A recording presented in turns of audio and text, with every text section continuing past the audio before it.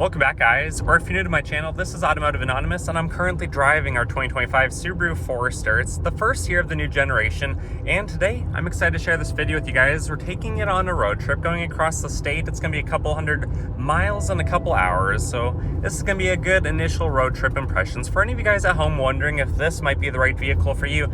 So I'm going to check back in an hour or two, maybe about 100 miles from now, and share how its MPG is, the comfort, the cargo capacity, including what's in hours and how fully stuffed it is, and how does this compare to the Outback. I've had the Outback Wilderness for a few years now, and I've driven it on similar road trip, day trip adventures like this a few times, so I do want to share how this compares to that vehicle, because right off the bat I can already tell you it's quite a bit different than I was expecting, and honestly it's a little bit surprising. But for how many of these I've driven in review videos, I've never taken one on a road trip for more than 20-30 miles, so this is going to be a good video. And if you like anything you see today, please consider liking this video. Comment your thoughts and opinions below. Subscribe if you haven't already, if you want to watch more stuff. And with that said, let's get right into it.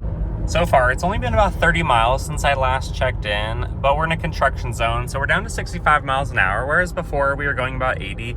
And I noticed something that I didn't want to wait too long so that the impressions of it and the realization, would fade.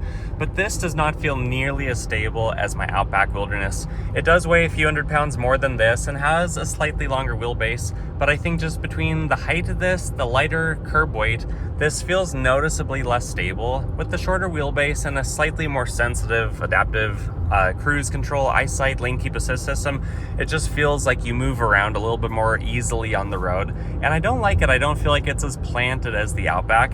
But beyond that, the interior of this really feels nice. It does feel quite airy, and because of everything that you're going to see soon enough in the back seat, I'm not sitting as far back as I usually would, but it still feels really nice with the big windows. With the power moonroof, you just get a lot of natural light, and it's a really nice place to be overall in here. The AC, even on an 89-degree day, it's blowing extremely cold at only 2 out of about 6 or 7 bars. The heated seats, I have those on, and I can't feel them one little bit. Not even as much as my Outback, which I've complained about that before, and nothing compared to what the Mazdas I've driven have been. But overall, the interior is really nice, but this vehicle really shines at about 65 miles per hour or slower. When you do get it up to 80, or if you ever have an interstate that's 85, it just doesn't feel as planted, it doesn't feel stable, and I don't think you're going to enjoy it quite as much as you would a larger, heavier crossover at that speed. But how does it feel from the passenger seat? Well, I like my seat. It's really comfortable. I have really nice leg room and space for my feet. I really like the airiness and the light from the windows. The two complaints I would have is, yes, of course, the heated seats are not as nice. So if that's something that you like, then you should know that. And that the passenger seat isn't a power seat like the driver's seat, which is a slight inconvenience, but is something that's kind of a negative. Otherwise, I'm really enjoying being in the passenger seat. Well, good. And if you do get a higher trim level than our premium, you can get power adjustments on the passenger seat. But yeah, this is the poverty spec edition, so the passenger seat is all manually controlled. A little bit more about the adaptive cruise control settings. Right now I have it set for 80, but we're going 65. That is the distance between us and the semi in front of us. I do have this set to the furthest distance. That's mostly to avoid rock chips, because Subarus are a little bit more common for getting their glass cracked. And now there's no one in front of us, so let's see how quickly this goes up in speed. It's very smooth. The CVT is actually really cool in Subarus because you are accelerating while the RPM is steadily dropping, unlike a traditional transmission that, would upshift and it's more abrupt a little bit. So although I'd prefer a traditional, more solid transmission, if they are more solid than this, the Subaru CVT honestly seems to do a really good job, and it's just super smooth. It's super smooth at how it's integrated with the adaptive features. It doesn't feel like these are completely different systems developed by different departments. It feels like Subaru holistically designed their systems to work pretty well together, and then that easily got us back up to speed. I will say, when I go full throttle in this, the 180 horsepower, it's very winded. We're traveling today between about 3,500 and 5,500 feet above sea level, and then with the heat, the density altitude puts us up to about 8,000 feet above sea level. So this vehicle could be down on power 35%, and thankfully it's not heavily weighted down. While it is moderately weighted down, it doesn't have a ton of passing power, but it does easily get up to speed. It just doesn't accelerate quickly if that's what you're after. You might want to get a turbo or a larger naturally aspirated competitor at that price point. if that's what you're in the market for. Something else I've noticed with the lane keep assist, you can see that both lines are there, so it's detecting the lines on the side of us. And this does not seem to go as long before it starts to honk and flash and beep and do all the things to get your attention. So if I let go of the wheel here, this is of course all CGI. None of this is really happening. It's not going to take very long for the system to detect that there's not any steering wheel input. Actually, this is going a little bit longer than it normally is, so maybe it's detecting some of the bumps in the road and being tricked by that. But my Outback, I have been able to CGI do this for well over a minute before it's detected it. This system also hasn't done the abrupt lane change or the abrupt kicking you out of your lane where it kind of bounces you between the lanes and bounces you too strong and kicks off the system. So this hasn't done this yet, although I wouldn't be surprised if it does it down the road. It seems like it's a little bit more involved system, kind of like the seatbelt chime. It's always beeping at you if you don't have your seatbelt on for more than half a second. So the lane keep assist system seems to be a little bit better in this one, but because the vehicle, like I mentioned, it's not as heavy, it doesn't feel as planted, I have a little bit less trust in, CGI letting go of the wheel compared to how I feel in the Outback and being able to kind of feel what the vehicle's doing a little bit better than I at least so far can feel what this one's doing. A few of you guys have also been asking how Apple CarPlay or Android Auto work. Well, I can't speak to Android Auto, but Apple CarPlay, I've been having it on for over an hour. It hasn't disconnected or given me any grief once. So hopefully more of you guys are not having issues than those of you who are. But so far, I think it's doing a really good job. And then these speakers actually do sound noticeably better than the speakers in my Outback. So I don't know if that's just how the glass and the positioning of them are, like just the acoustics in general, or if the speakers are actually maybe a tiny bit higher quality. I don't want to say that they have more depth than the other ones because they definitely don't seem to have more depth. It just seems that you can hear them more clearly, which it could just be the insulation of this vehicle, which I know is one thing that Subaru did try to work on for this new generation. When I am using the decibel reader on my watch, which is not a perfectly accurate tool like a dedicated decibel reader, it's actually only saying it's about 65, and that's at 80 miles an hour with the AC turned off, and other noises or things happening outside of the basic noises. The wheels with the sidewall and the 17-inch rims really not kicking up a lot of rocks or road noise. So most of what you hear is just air hitting all the different windows, all the different glass. And overall, it does seem to be a really nice place. I've kind of teased about this in my last update video, which was about the 7 issues I have with this vehicle, about how the power level is straight from the 1990s. Well, something else that's straight from the 1990s with this one, something that I actually really like, is the simplicity of it. If you can ignore the big foot diagonal touchscreen, if you can ignore the wireless charger, it actually feels really simple in here. You have such good visibility. If you haven't seen any of my other Forester videos, the dashboard's basically flat, the hood slopes down, really good visibility, really good simplicity. There's just not a lot of confusing buttons and knobs other than what you have access only through the touchscreen. And then I also want to mention, in other videos I've said that the wireless charger in this doesn't seem to work very well, especially if your phone's in a case, and a lot of you guys have had problems with that and you've reported that in the comments.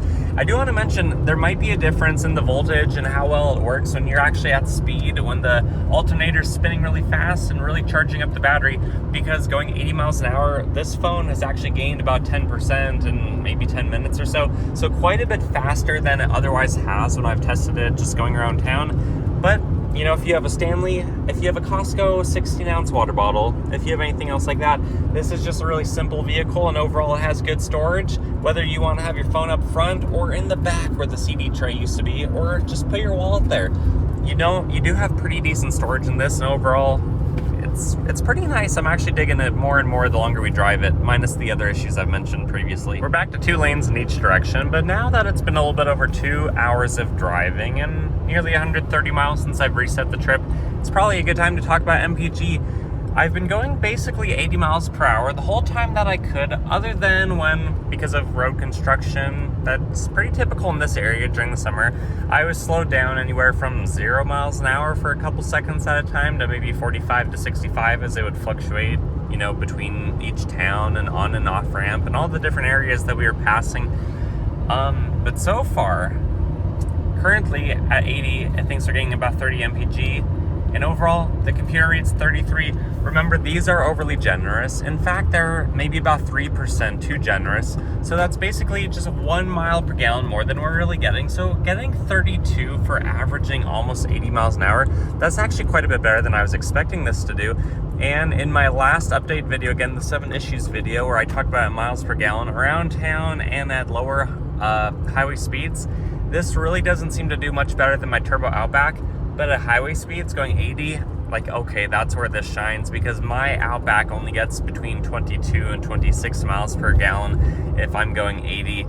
Look, a little bit more construction up here, and we're probably going to come to a standstill again in just a second, it's looking like.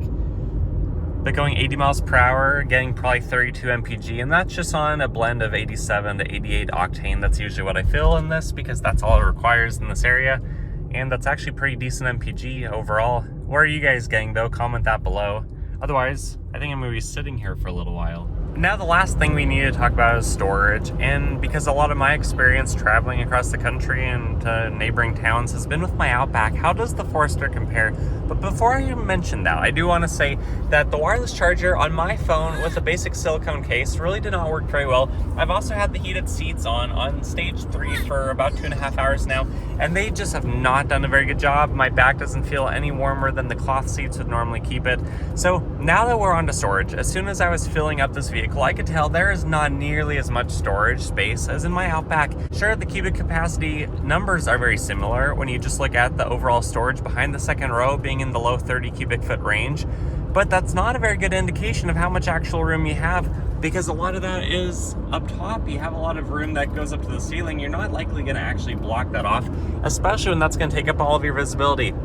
So losing about a foot of length on the Forester versus the Outback means you basically lose about a foot of actual usable room back there. So although it's stored everything that we need to for a dog, a baby carrier, all the things, all of our stuff for a few day trip, you know, if you had 2 children back there, maybe 2 big dogs back there, maybe a combination of several other people beyond what's in the front seat, I think you're going to quickly get pretty cramped in the Forester. Although if you are a family of 4 in whatever configuration that is, between people and dogs, pets, anything, lizards, whatever you got going on back there, I do think that's actually going to work out pretty well for you. There is more room that we could throw some more stuff back there, but it's definitely not as roomy as our Outback, which is definitely not as roomy as something like the Ascent or some other competition's 3-row SUV. Overall, my final impressions of our own 2025 Forester on this road trip over the last couple hours is it basically performed exactly how I was expecting to, and if anything, it surprised me in a positive way.